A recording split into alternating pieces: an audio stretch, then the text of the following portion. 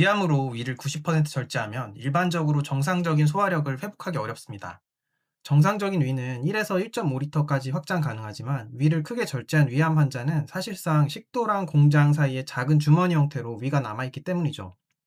그래서 이런 환자들은 보통 정상인의 4분의 1에서 3분의 1 수준으로만 식사가 가능합니다.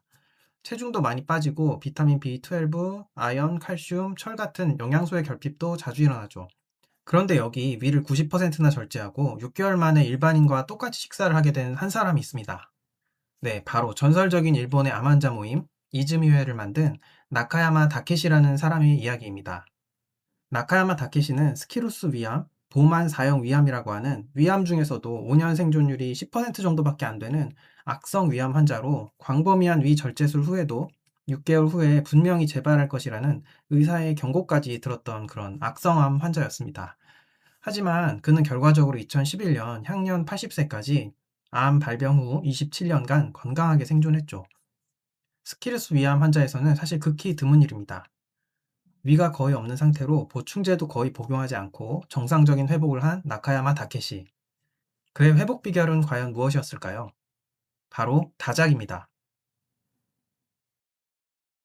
병원에서 나오는 식사는 하나도 남기지 않고 다 먹겠다고 결심했다. 위가 거의 없는 상태였기 때문에 이런 결심은 소화기관에 대한 도전이었다. 일단 입안에 넣은 음식물은 무조건 100번 씹은 후 삼켰다.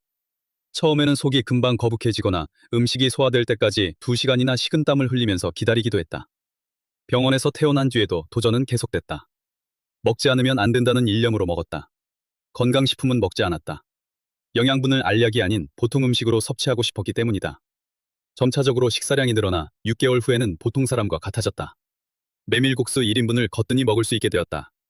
먹는 속도도 일반인과 비슷해졌다. 놀랍게도 6개월 후에는 반드시 전이할 것이라던 암도 전이되거나 재발하지 않았다. 마스이 병원의 선생님 한 분은 어떻게 이럴 수가 있나요? 라며 놀라워했다. 암이 재발되지 않은 것보다 위가 거의 없는 상태인데 일반인들과 똑같이 식사를 할 수 있다는 것을 놀라워하는 것 같았다. 그 후 재발도 전이도 되지 않은 채 1년, 또 1년이 지났다. 내 몸속에서 면역력이 강화되었다는 확신이 생겼다. 어떤 이들은 현미라면 딱딱하고 소화가 안 되고 위에도 안 좋다는 이유로 거부한다. 하지만 나같이 위가 거의 없는 사람이 20년 이상 먹어도 아무 문제가 없었고 위가 약하다는 진단을 받은 사람이 현미를 먹고 위가 좋아졌다는 예도 있으므로 그것은 현미에 관한 오해다. 그래도 믿음이 안 가는 사람은 꼭꼭 씹어 먹으면 된다. 현미는 100번을 씹어라 라는 말이 있는데 이것은 단지 소화를 잘 시키기 위해서만이 아니라 타액을 분비시키는 것이 중요하기 때문이다. 잘 씹는다는 것이 얼마나 중요한지 명심하기 바란다. 나카야마 다케시 책에는 그와 함께 모임을 했던 여러 이즈미회 회원들의 사례가 소개되어 있는데 암종에 상관없이 한결같이 다작을 실천했습니다. 이 중에 구로다라고 하는 한 여성의 경우는 다케시보다도 더 광범위하게 위 전절제를 하고 분문부까지 절제를 한 경우였는데 그녀 역시 씹기를 다음과 같이 강조하고 있습니다. 턱이 아플 정도로 씹어서 삼켰지만 목 안 가득 차곡차곡 쌓이는 듯한 느낌이 들었고 그 음식물이 밑으로 내려갈 때까지 1시간이나 걸렸어요. 그녀는 식은땀이 날 정도로 괴롭고 고통스러웠다. 때로는 먹은 게 역류하는 일도 있었다. 이렇게 먹는 것이 힘들어서야 앞으로 어찌 살아가야 할지 아득했어요. 하지만 살기 위해서는 먹어야 했다. 날마다 노력에 노력을 거듭했다. 하루 세끼 때 맞춰 먹기는 어려워서 먹을 수 있을 때 먹었다. 그녀는 씹고 또 씹고 턱이 얼얼할 정도로 씹어서 조금씩 먹었다. 익숙해지는데 6개월이 걸렸다. 그리고 드디어 하루 세끼를 먹을 수 있게 되었다. 이처럼 위나 소화기암으로 소화기관을 수술을 받으셨다면 무조건 많이 씹어보시기를 저 역시 권해드리고 싶습니다. 다작의 이점은 지난 영상에서도 자세히 설명드렸으니까 그 해당 영상 꼭 참고해 보시고요. 위나 소화기관을 수술받지 않으셨더라도 소화가 안 된다고 불평하시기 전에 우선 다작을 실천해 보시라고 말씀드리고 싶습니다.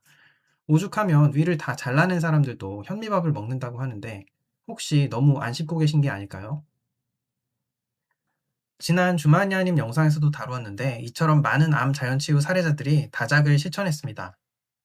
다작에는 사실 단순히 소화를 돕는 것 이상의 많은 효과가 있기 때문이죠. 암치유 식이요법을 논하기 전에 지켜야 할 것들. 다작입니다. 무엇을 먹느냐보다 많이 씹는 게 훨씬 중요합니다. 아무리 좋은 것도 대충 씹어 먹으면 세포에는 독이 되는 경우가 많습니다. 과식이 나쁜 것은 과도하게 체내 효소를 낭비하게 하고 처리 과정에서 다량의 활성산소와 장에서 음식물이 썩으면서 다량의 독소와 노폐물이 나오기 때문인데, 소식할지라도 대충 씹어 먹으면 장에서 흡수될 만큼 화학적, 물리적으로 처리되지 못해 비슷한 현상이 나타납니다. 몸에 좋다고 먹는 선식을 물이나 우유에 타서 꿀꺽꿀꺽 마시는 것은 반드시 삼가야 합니다. 한상도님이라고 있습니다. 자신의 전립선암을 전혀 수술 등 의학적 도움을 받지 않고 100% 자연치유만으로 완치시킨 분인데요. 이분이 쓰신 사라진 암이라고 하는 책을 보면 역시나 다작을 매우 강조하고 있습니다. 밥을 4분의 3 정도로 줄이고 대신 시간을 늘렸다. 입에 넣고 씹고 또 씹었다. 10분 내외였던 식사 시간을 1시간 내외로 늘렸다. 우리 집 식탁에는 조금 특별한 것이 있다. 태블릿 PC가 그것이다. 식사 시간이 지루했다. 그래서 생각한 것이 강연 청취였다. 즉각적으로 효과가 나타났다. 강연에 집중하니 의식하지 않고도 오래 씹게 되고 먹는 양도 줄일 수 있었다. 음식을 공부하면서 어떤 음식을 먹느냐 못지않게 어떻게 먹느냐도 중요하다는 사실을 알았다. 또 음식에 따라 다르겠지만 위장에서 소화를 하는 데는 엄청난 에너지가 소모된다. 전문가들에 따르면 웬만한 운동을 할 때보다 더 많은 에너지가 필요하다고 한다. 내 몸은 지금 암과 싸우고 있다. 모든 에너지를 그곳에 집중해야 한다. 소화에 사용되는 에너지가 많으면 많을수록 암과의 싸움이 그만큼 힘들어진다. 그것이 암을 극복하는 길이자 내 몸을 재생시키는 길이다. 오래 씹으니 적게 먹어도 포만감이 느껴졌다. 포만감은 먹는 양뿐 아니라 먹는 시간에도 비례한다. 물론 여기서 소화에 에너지를 많이 쓰면 암과 싸울 에너지가 부족해진다와 같은 해석은 사실 과학적인 이야기는 아직까진 아닙니다. 주로 신야 히로미라고 하는 일본인 의사가 제시한 효소 가설을 중심으로 하는 이야기인데요. 체내에 사용할 수 있는 효소량은 제한적인데 이 효소들을 아껴 써야 한다는 개념을 씹기와 연관해서 많이들 이렇게 이야기하는 것입니다. 하지만 정확하게 말해서는 이 부분은 검증이 된 적이 없고 검증하기도 사실 어려운 내용입니다. 하지만 신야 히로미도 자신이 의사로서 환자들을 경험해보고 관찰한 결과 그런 것 같다고 이야기한 것이고, 이런 식의 사고가 제가 보기엔 어차피 나쁠 것이 없기 때문에 실제 저희들이 그냥 직관적으로 하는 경험들과도 유사하기 때문에 그냥 이렇게 사고하는 게 나쁘지 않다고 생각합니다. 그래서 여기서는 그런 논쟁적인 이야기를 하기 이전에 씹는 것이 암과 싸울 에너지를 비축하는 과정이라고 여기는 게 역시나 나쁘지 않을 것 같습니다. 뭐 모르죠. 나중에 알고 보니까 이 내용이 진짜 맞을 수도 있는 거니까요. 어쨌든 경험적으로 관찰을 해보니까 다작을 하는 게 암 환자에게도 유리할 뿐만 아니라 여러 건강적 이점이 있더라. 그런 이야기를 드리는 겁니다. 보통 최신의 치료들에만 되게 사람들이 신경을 많이 쓰는데요. 이렇게 고대부터 변하지 않는 진리들은 사실은 좀 주목할 필요가 있습니다. 소식 다작 같은 것은 그 동양에서도 오래전부터 얘기해오던 양생법, 생명을 기르는 방법이기도 하고, 서양에서도 씹는 것과 관련된 다작을 중심으로 하는 그런 치유 문화는 되게 오래됐고, 한때는 막 센세이셔널한 인기를 끌기도 하고, 그 정도로 이제 사례자가 많았던 그런 방법들인 것입니다. 어찌되었든 이처럼 암을 비교적 단순한 방법으로 이겨낸 많은 사례자들 중에 다작을 실천한 사람들이 많았다는 것입니다. 다시 한번 말씀드리지만 단순한 방법입니다. 아니 어떻게 저렇게 평범한 방법들로 나았을까 하는 그런 분들 중에 사실 알고 보면 약간씩 이렇게 디테일의 차이가 있는 경우가 있더란 거죠. 같은 음식을 먹더라도 신선하고 유기농의 식품을 먹었다거나 똑같은 음식을 먹었더라도 많이 씹었습니다. 저는 다작을 실천하는 암 환자들을 거의 정말 못 본 것 같은데요. 이것저것 좋다는 걸 챙겨 먹으려는 분들은 되게 많지만 정작 다작을 실천하는 분들은 많지 않더라고요. 다작이 왜 좋은지와 어떻게 하면 좋을지는 다시 한번 지난번 영상에 올려놨으니까 꼭 확인해 보시고요. 아무쪼록 그동안 다작이 어려웠던 분들이라면 오늘 영상의 사례자들을 보고 좀 도전을 받으시고 자극을 받아서 다시 한번 다작을 실천해 보겠다고 결심을 해보셔도 좋을 것 같습니다.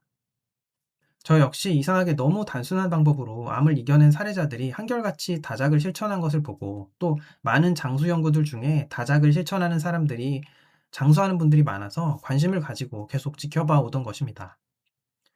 어쨌든 돈도 안 들고 나쁠 것도 전혀 없습니다. 한번 오늘부터 당장 다작을 실천해 보시면 어떨까요?